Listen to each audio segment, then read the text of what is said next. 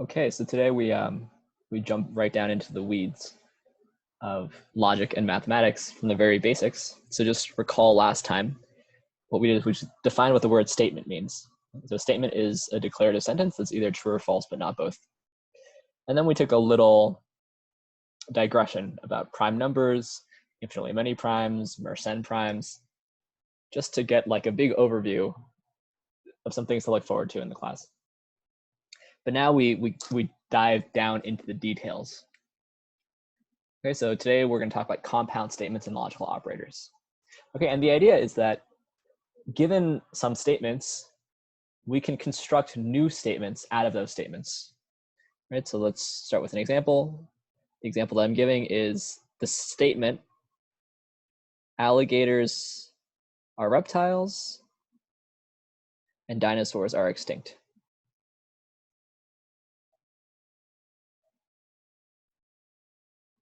Okay, so that's a declarative sentence. It's either true or false, and I believe that this is true. This is a true statement. But notice that this statement is built out of two smaller statements, right? This is a statement, alligators are reptiles, and dinosaurs are extinct. That's also a statement. And both of those statements are true, which is why the big statement is true. If one of these statements were false, right? So if, for example, dinosaurs were not extinct, and I said alligators are reptiles and dinosaurs are extinct, you'd have to say that's a false statement because one of the statements that you're anding together here is false, right? So this is true because this first statement is true and the second statement is true. This is what we mean by the word and. And is our first logical operator. Okay, so let's define maybe the 5 most important logical operators, not the only possible logical operators, but the 5 most important ones first. Okay, so throughout, we're going to suppose that P and Q are statements.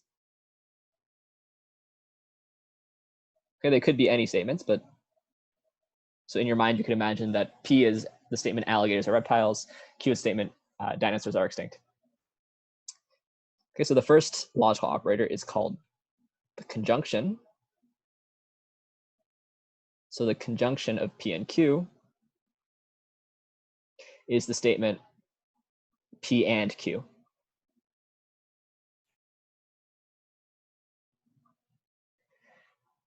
So just like our first example, right? That's a new statement, P and Q.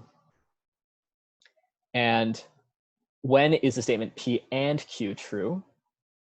Well, it's true if P is true and Q is true. Otherwise, it's false. If either P or Q is false, then the statement P and Q is false. So in other words, this new conjunction, we know exactly when it's true based on whether or not P or Q are true. So P and Q is true if both P and Q are true,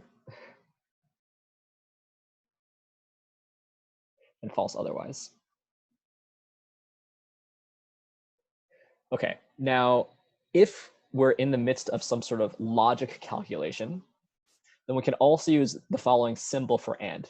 Okay, but I want to warn you, this is a sort of a common mistake that students make, is that the symbol I'm about to tell you does not substitute for the word and. So if you're writing a sentence and you want to use the word and, you should write the word and. This is just the logical symbol. Okay, so denoted P and Q. So if you're doing some sort of logical computations, then you can use this symbol. And since I'm trying to encourage you to learn LaTeX, I will provide you all of the LaTeX commands at the very end of the notes, but you can get this symbol by doing \L and, L for logical and for and. Okay, so once we've introduced and, maybe it's not a surprise, we'll next introduce or. So the disjunction of P and Q is the statement P or Q. Okay, so if I said alligators, reptiles, or dinosaurs are extinct, that statement is also true because you say that the disjunction is true if P is true or Q is true or they're both true. P or Q is only false if both P is false and Q is false. So P or Q is true if P is true or Q is true or both, false if both P and Q are false.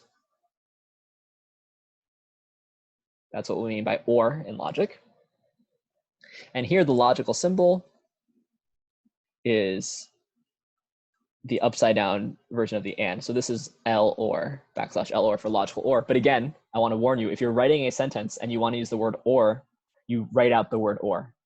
Okay, if you go look through any math paper, any math textbook, when they want to use the word or, they use the word or. This is only for if you're doing some kind of logical computation. Okay, the next logical operator is called the negation. So the negation you can just apply to a single statement. So the negation of P is the statement not P.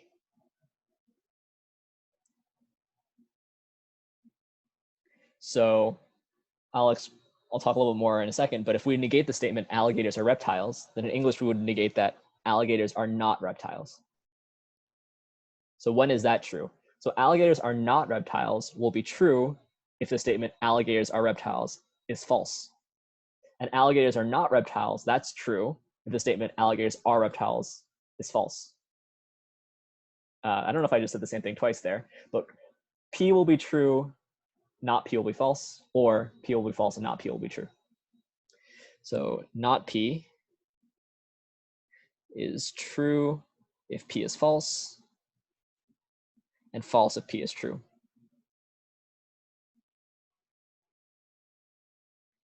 Okay, again, the logical symbol here is like a line with a little extra bar on it, and you can get this in LaTeX by typesetting \L not, again, for logical not.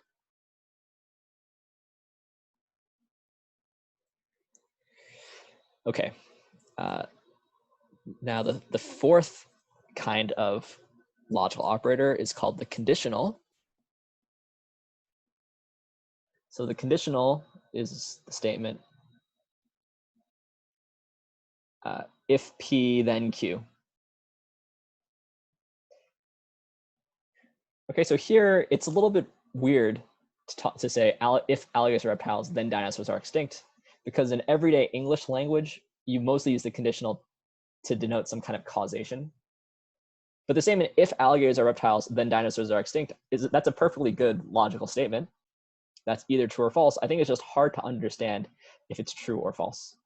Okay, so for a statement like this, I'm going to use the canonical example. Somehow this is always the example that you see in introductory logic textbooks, which is let P be the statement, it is raining, or, yeah, and Q be the statement, I bring an umbrella.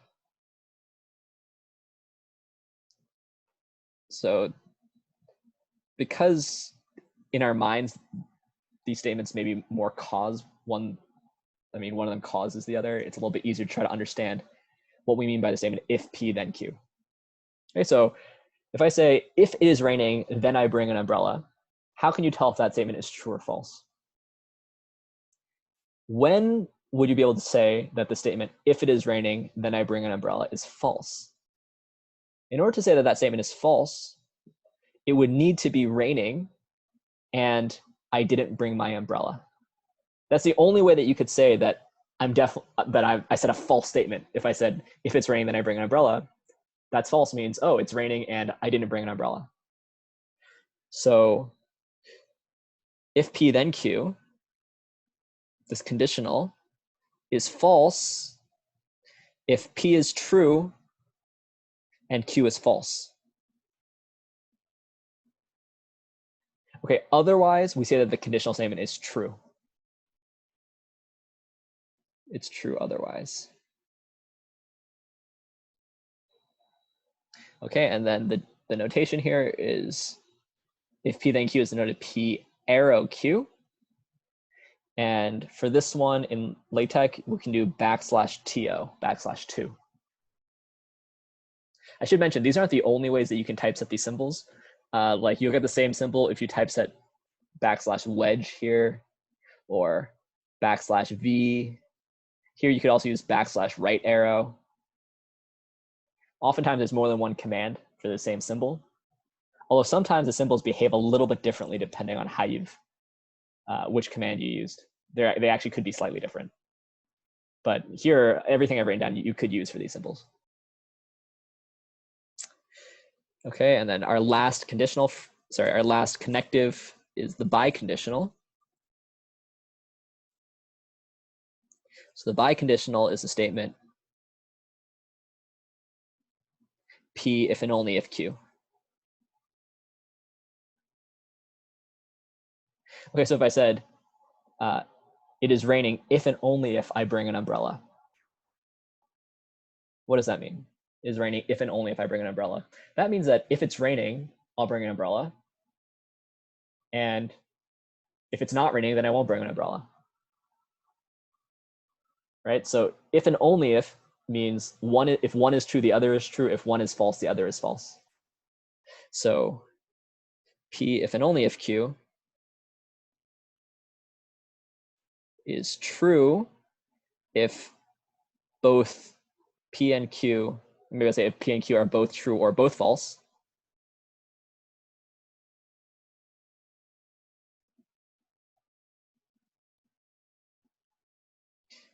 And it's false if one of them is true and the other is false.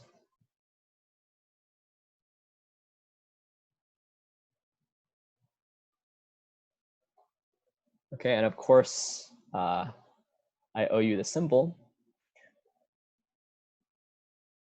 And the symbol is a double-sided arrow. And you can get this by typing in backslash left right arrow. Okay, so these are the 5 first logical operators that you should learn. And as you can see, what you can do is you can take some simpler statements and build up more interesting statements out of them. And these are exactly the kind of ways to build statements that you're going to want to use in mathematics or logic or whatever. Okay, but I have some remarks on these things. Okay, so remarks. Okay, so remark 1 is in math and logic, the word or almost always means inclusive or.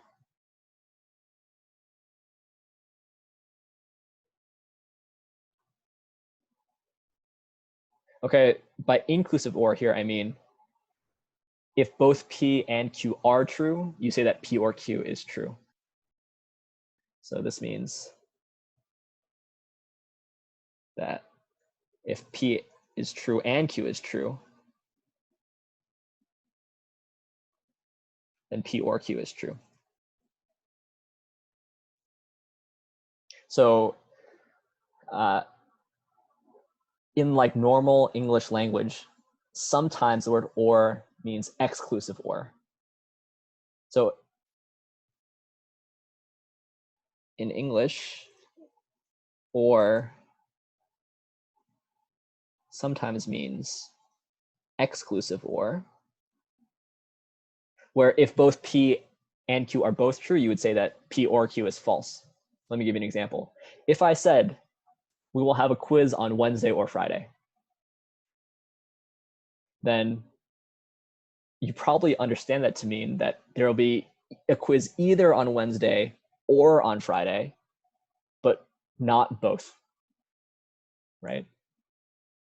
There will be a quiz on Wednesday or Friday. If I gave you a quiz on Wednesday and I gave you a quiz on Friday, then in mathematics, there will be a quiz on Wednesday or Friday is true.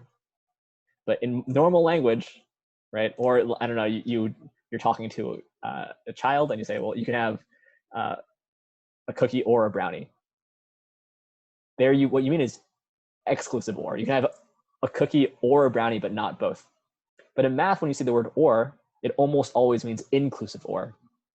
So much so that if someone actually means exclusive or, they'll specifically say that they mean exclusive or. Okay, so we have to get into the mode of thinking of or as an inclusive or. Okay, here's another remark. which is in English, there can be many ways to negate a statement. And if your goal is clarity of communication, you should try to use a negation that is as natural as possible. So use the most natural one possible.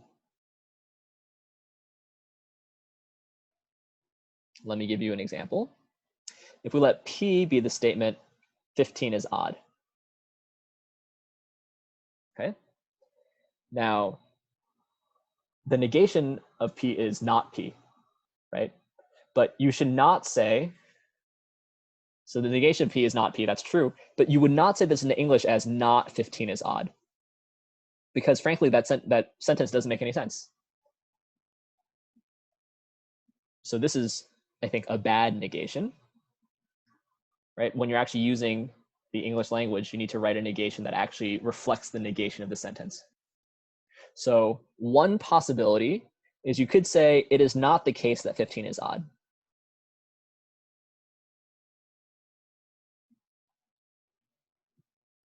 This is sort of like the safest possible answer, but it's not the best possible answer.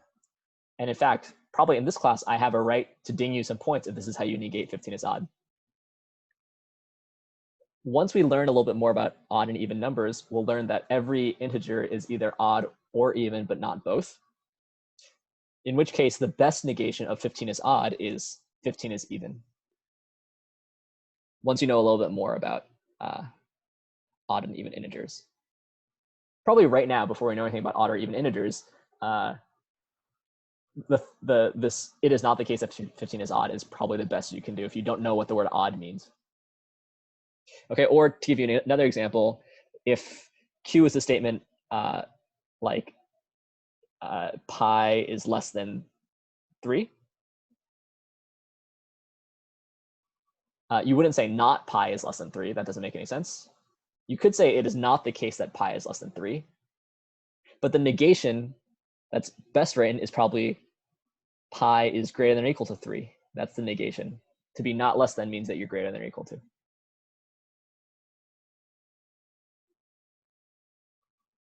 Okay. My third remark is on the conditional. Okay, so first, in the conditional, if P then Q,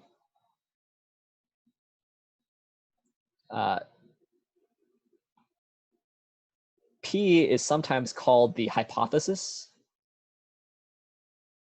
or it's sometimes called the antecedent, anti for before, right? Although I will try to use the word hypothesis in this class. And Q is often called the conclusion of the conditional, but it's sometimes called the predicate, which I don't like as much, or it's sometimes called the consequent. But I'll try to stick to hypothesis and conclusion. So if you have a conditional and you want to talk about the individual parts of the conditional, you refer to them as a hypothesis and the conclusion. Okay, and let's talk about this because I think the conditional is one of the ones that's sort of hardest to understand, because in our everyday usage of conditional statements, almost always we need some kind of causation. So let's think carefully about our definition of the statement if P then Q, right? So I said exactly when if P then Q is false and exactly when it's true. But one thing that we can do to really analyze it is we can use what's called a truth table, which we'll talk about more later in this class. Okay, so the truth table, what a truth table does is it lists all possibilities and whether or not a statement is true or false. Okay, so let me show you what I mean. We have the statement P, we have the statement Q, and we have the statement if P then Q. And I want to try to understand when the statement if P then Q is true. Now, there's 4 possibilities, right? Because P could be either true or false, and Q could be either true or false. So what we do is write down all possibilities. So P could be true and Q could be true, or P could be false. Sorry, P could be true and Q could be false, or P could be false and Q could be true, or they could both be false. And then we should think about whether or not the statement if P then Q is true in these situations. So if P is true and Q is true, then the statement if P then Q we say is true. Why? Well, we said that the only time we say that if P then Q is false is if P is true and Q is false. This means that this is the only false in our table, and these two are true. Okay, and this can be a little bit confusing to think about, because if P is false, and I say if P then Q, it seems like it's not that clear whether or not the conditional is true, right? So let's go back to that everyday example. If I say if it is raining, then I bring an umbrella. On a day that it's not raining, it seems like you sort of can't decide whether or not that conditional is true, right? If I say if it's raining, I bring an umbrella, and it's not raining and I bring an umbrella, or it's not raining and I don't bring an umbrella, am I lying when I say if it's raining, then I bring an umbrella? Well, it seems like you can't tell. On the other hand, this is a statement, which means that it needs to be either true or false, but not both in every circumstance. So here, I think a better example to think about is a math example. So think about the example. Let's let P be the statement, or let's consider this statement if X is an even integer, then X squared is an even integer.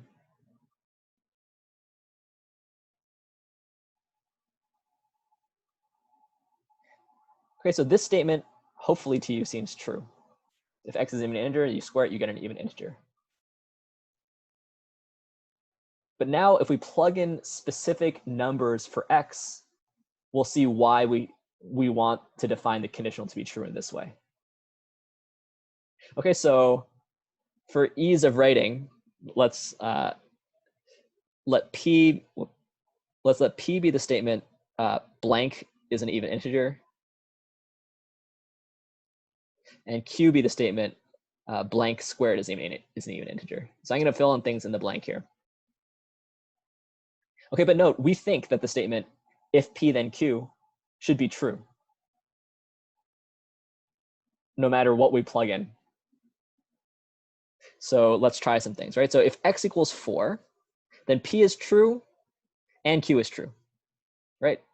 4 is an even integer and 16 is an even integer. So that's good. That agrees with our logic. What about if X equals 1? Well, if X equals 1, then P is false and Q is false.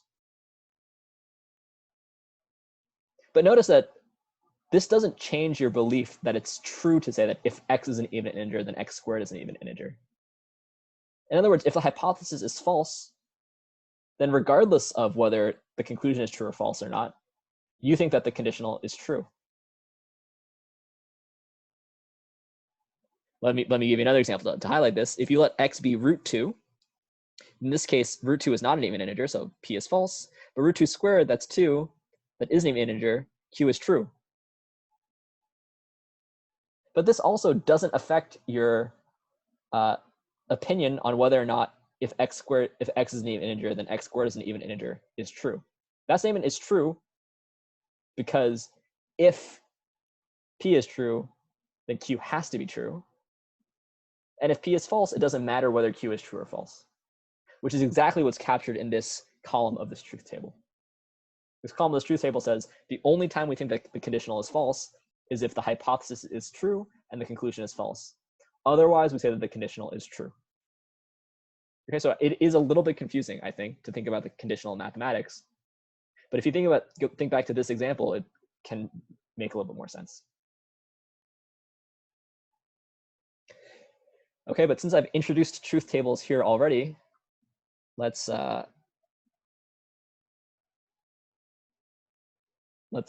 do sort of all the truth tables. So a truth table, as we've already seen, is a way to figure out whether a statement is true or false by enumerating every single possibility. So here, these two columns reflected every single possible truth value for P and Q. And then we saw whether or not the statement if P then Q is true. And this is like a full calculation. So now we fully understand the statement if P then Q. Okay, so we can do this for all of the connectives that we learned. So when you write down a truth table, the columns are statements that you would like to know the truth values of. And then you have one row for every possible situation. So let me give you an example with the 5 logical connectives we learned about. So P, Q, those are the statements that we're going to build our statements out of. And then we have the conjunction P and Q, the disjunction P or Q, the negation of P, not P, the conditional if P then Q, and the biconditional P if and only if Q. And then we could sort of write down all the possibilities to understand these connectives. So as before, there's exactly 4 possibilities because P could be true or false and Q could be true or false independently. So these are the 4 possibilities. And now, if this were a lecture, like real live in-person lecture, what I would do is I would have you fill in the rest of this table, maybe working with the person next to you. So I will tell you now to pause the video and fill in this table. Okay, but if you're anything like me,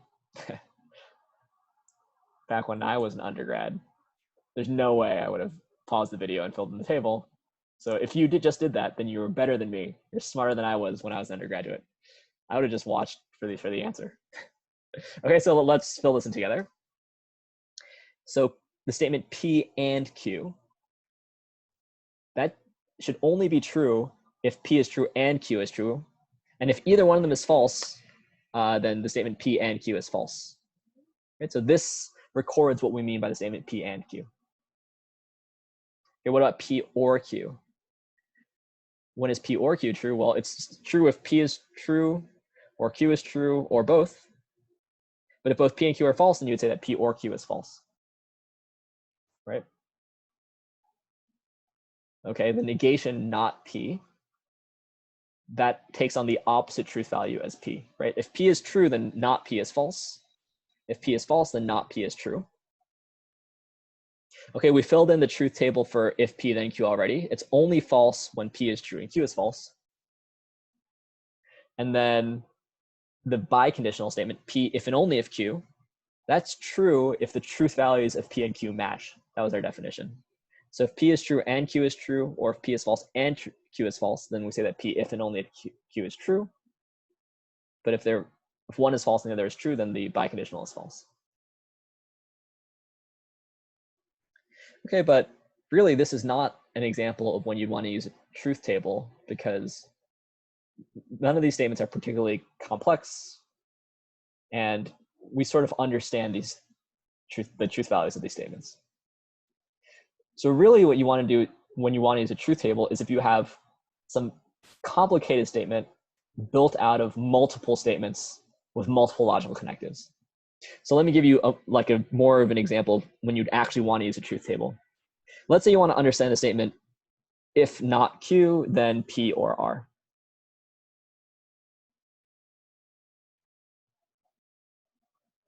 Right, so I don't know, you like Q be the statement, X is even, P be the statement, X squared is even, R be the statement, X cubed is even. And you understand the statement, that's the statement like, if X is odd, then X squared is even, or X cubed is even. Right, so this statement is kind of complicated. It's unclear whether or not, when the statement is true. Or if I said, oh, well, suppose that Q is false and P is true and R is false, and I ask you, is the statement if not Q, then P or R, if that's true or not, it's not that clear. So what we should do is we should write down all the possibilities and then build up to the statement if not Q, then P or R. Okay, so this compound statement involves 3 simple statements, P, Q, and R. Okay, and each of those can be true or false independently, which means that there should be 8 rows. right? There should be 2 cubed. Okay, and to keep yourself organized, the best thing to do is to write down all the possibilities in an organized way. Okay, so here's what I'm going to suggest. It's the standard way to do it is, so half the time P is true and half the time P is false. So do the first half true and the second half false. Okay, of course, Q also will be true for half and false for half. But what you should do is you should just alternate 2 trues, 2 falses, 2 trues, 2 falses. And then for R, you'd alternate every other one. Okay, so if we had 4 statements, you'd do a PQRS. You'd do 8 trues for P, 8 falses, then 4, 4, 4, 4 for Q, then 2, 2, 2, 2, 2, 2, 2, 2 for R, and then 1, 1, 1, 1, 1, 1, 1 for S. And if you check in these 8 rows, you have every single possibility exactly once. Okay, now my goal is to understand the statement, if not Q, then P or R, right? So let me leave some space here. I want to understand if not Q, then P or R. But it's still kind of hard to understand that statement. So what I should do is I should write down some intermediate statements, which will help me understand the column I'm interested in. Right, so this is the conditional between not Q and P or R. So it makes sense to put not Q here and P or R here. These 2 columns I can figure out easily. And then once I know these 2 columns, it's easy to figure out the last column. Okay, so not Q, that has the opposite truth value as Q. So false, false, true, true, false, false, true, true. Okay, and P or R has is only false if both P is false and R is false, which happens in the 8th row and the 6th row, but no other time. That's horribly not centered, so let's just...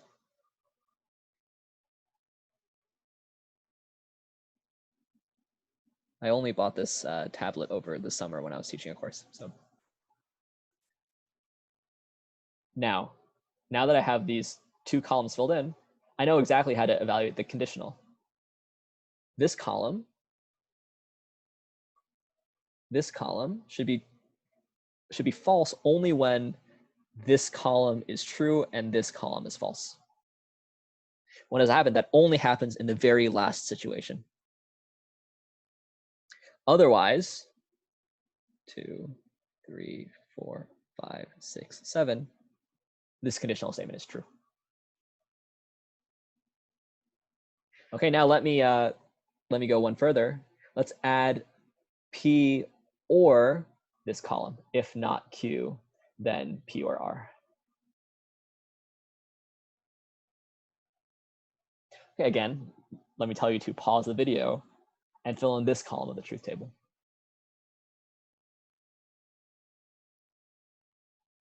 Okay, so this statement is P or this statement. And we already know all the truth values of this statement. We know all the truth values of P, and then we know how to evaluate whether or not a disjunction is true. So when is this statement false? This statement will be false if P is false and this conditional statement is false. When does that happen? That only happens in the last row. Otherwise, it's true. Okay, and the thing to notice about this is that these 2 columns are exactly the same.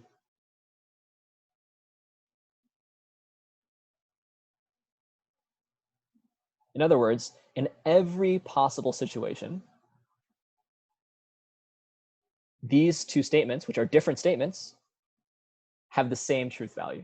No matter what, whether P, Q, or R are true or false, both of these statements have the same truth value.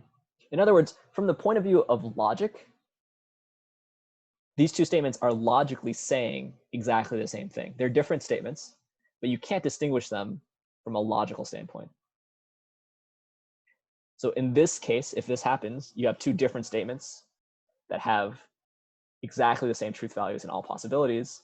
You say that these statements are logically equivalent. So these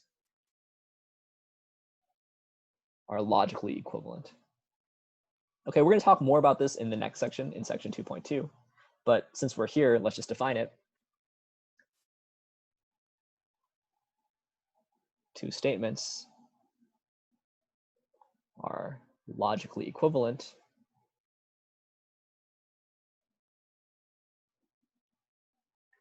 if they have the same truth value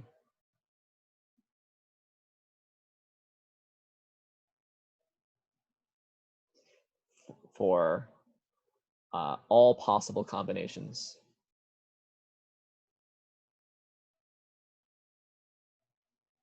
of truth values for all variables appearing in the two expressions.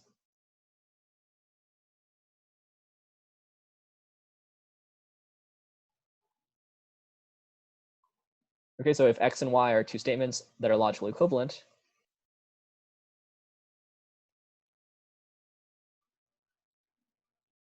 then we write x and then 3 vertical horizontal lines, y. X is logically equivalent to y. And the latex symbol for this is \equiv for equivalent. Okay, so logically equivalent statements are statements that have always have the same truth value regardless of the situation. And like I said, we'll talk more about those in next lecture, which is on logically equivalent statements. And also, depending on time, maybe sets? Maybe, okay. So let me now talk about one last thing, which is some more remarks on the conditional. Okay, because conditional statements are some of the most common statements in mathematics. You'll use conditionals all the time, and there's sort of a lot of ways to say a conditional. Okay, so more on conditionals.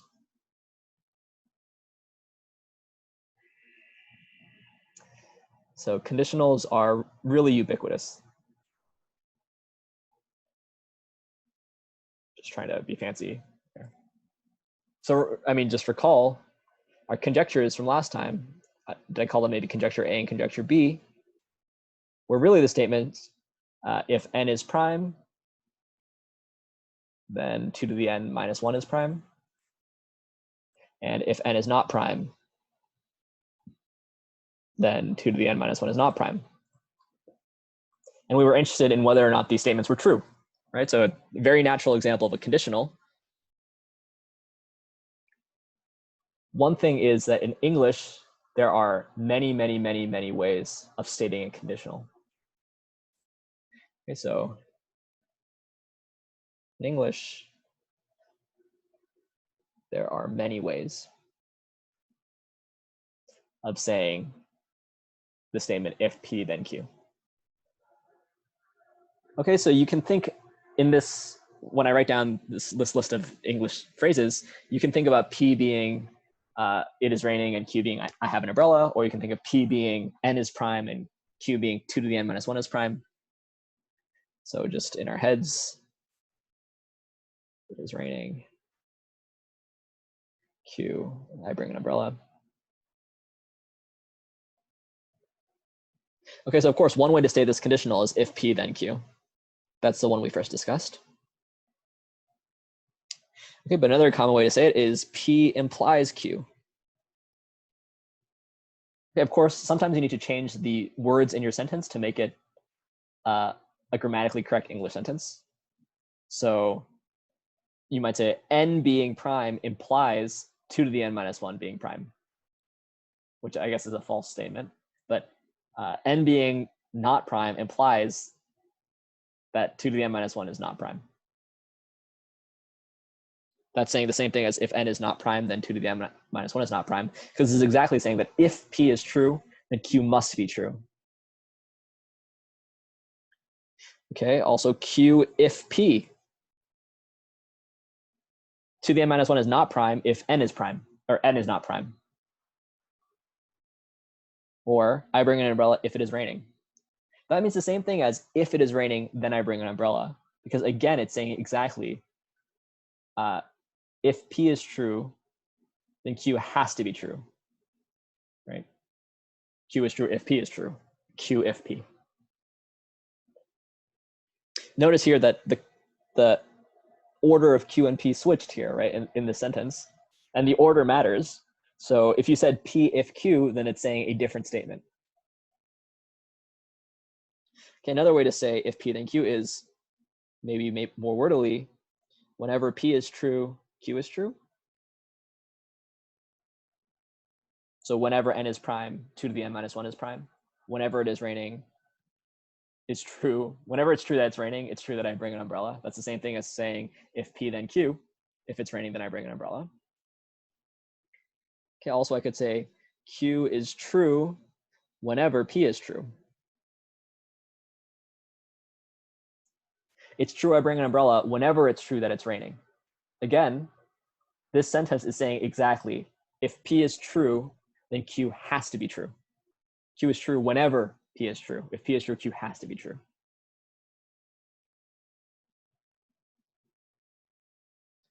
Okay, here's one that's a little bit trickier. P only if Q.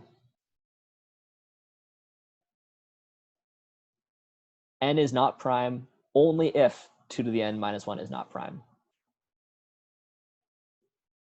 Right? Because if Q were false, P would have to be false. Because if P then Q means that if P is true, Q has to be true. Another way of saying that is if Q happens to be false, then P has to be false. There's no way P would be true because if P were true, Q would have to be true. So P only if Q is exactly saying that if P is true, Q has to be true. Okay. It's a little tricky. You should think about it. And the more words I say about it, the less it makes sense probably. You need to think through on your own slowly. This is not the kind of thing you can learn from watching a video in the background while you're doing something else, which hopefully none of you are doing right now. Here's another sentence. Q is necessary for P.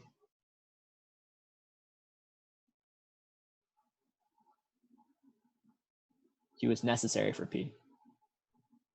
This is saying, right, what is this really saying? This is saying something like if Q is false, then P can't be true. Q, in order for P to be true, Q has to be true. Which is again saying that if P is true, then Q must be true. And this kind of language, Q is necessary for P, is used in mathematics all the time. So we need to understand that Q is necessary for P means if P, then Q. Okay, and the last, P is sufficient for Q. Okay. This is saying that if P is true, then that's enough to know that Q is true, which is the same thing as saying that if P is true, then Q must be true, which is what if P, then Q means. Okay, so all 8 of these and more are phrases that are commonly used in mathematics to express the conditional statement if P, then Q. And notice some of them are quite similar, except words are in a slightly different order, the statements are in a slightly different order. So we don't want to be confused by these things. Okay, and then my last comment for today is that there are several related conditional statements to this conditional if P, then Q. So related conditionals. Okay, so if you start with a conditional if P, then Q, then there are 3 different statements that are related. Okay, so the first one is called the converse, which is statement if Q, then P. Second one is called the inverse, which is statement if not P, then not Q. And then the third statement is called the contrapositive,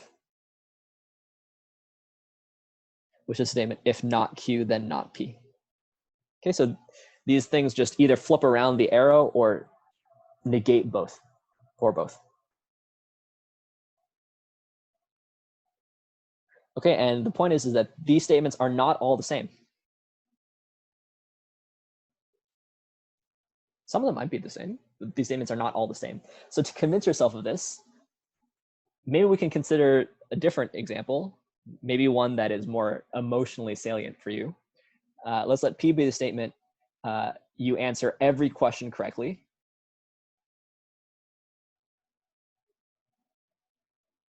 On the final exam. And Q be the statement, you pass the class.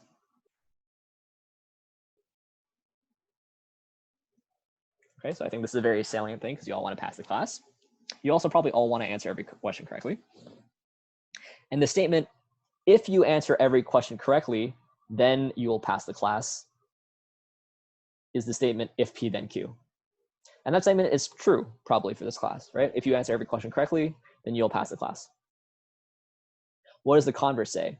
The converse says, if you pass the class, then you answered every question correctly. And hopefully that statement is not true. Hopefully you can pass the class without answering every question correctly, right? Hopefully you can pass the class by only answering 80% of the questions correctly, 50% of the questions correctly. So if you take this P and this Q, then it's clear that if P then Q is not the same thing as if Q then P. Okay, and you can think about the inverse and the contrapositive, but we'll talk more about them tomorrow because we'll see that some of these are logically equivalent to each other and some are not. By tomorrow, I of course mean, I think Wednesday, no, Monday, after the weekend. Okay, so next time we'll talk about logically equivalent statements. That's section 2.2 in your textbook. And I think we'll sort of like bleed over a little bit into sets, which is section 2.3. And we'll just keep on going linearly through the book from there.